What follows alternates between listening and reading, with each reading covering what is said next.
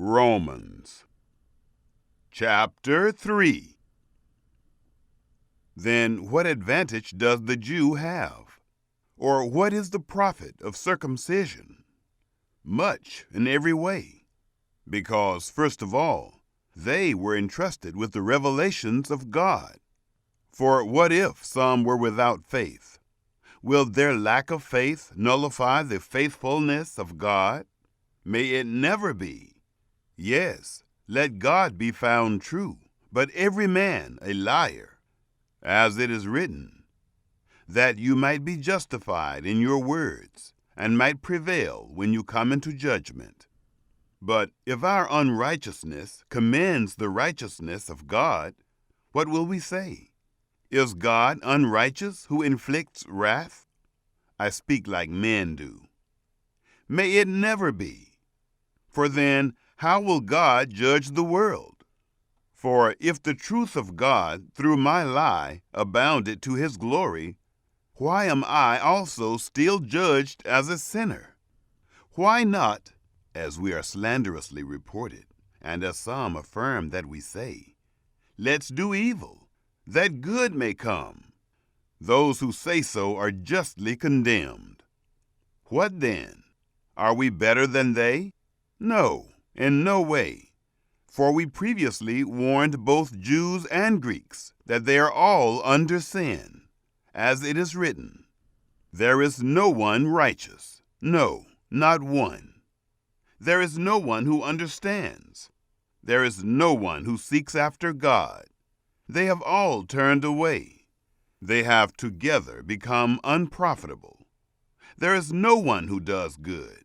No, not so much as one. Their throat is an open tomb. With their tongues they have used deceit. The poison of vipers is under their lips. Their mouth is full of cursing and bitterness. Their feet are swift to shed blood. Destruction and misery are in their ways. The way of peace they haven't known. There is no fear of God before their eyes. Now we know that whatever things the law says, it speaks to those who are under the law, that every mouth may be closed, and all the world may be brought under the judgment of God. Because by the works of the law, no flesh will be justified in his sight. For through the law comes the knowledge of sin. But now, apart from the law, a righteousness of God has been revealed, being testified by the law and the prophets, even the righteousness of God through faith in Jesus Christ, to all and on all those who believe.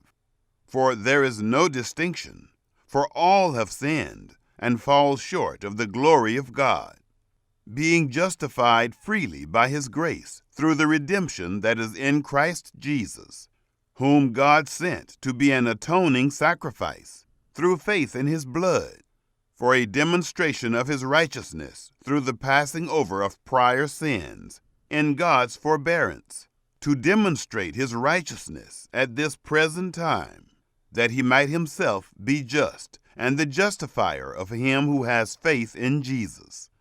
Where then is the boasting? It is excluded. By what kind of law? Of works? No, but by a law of faith.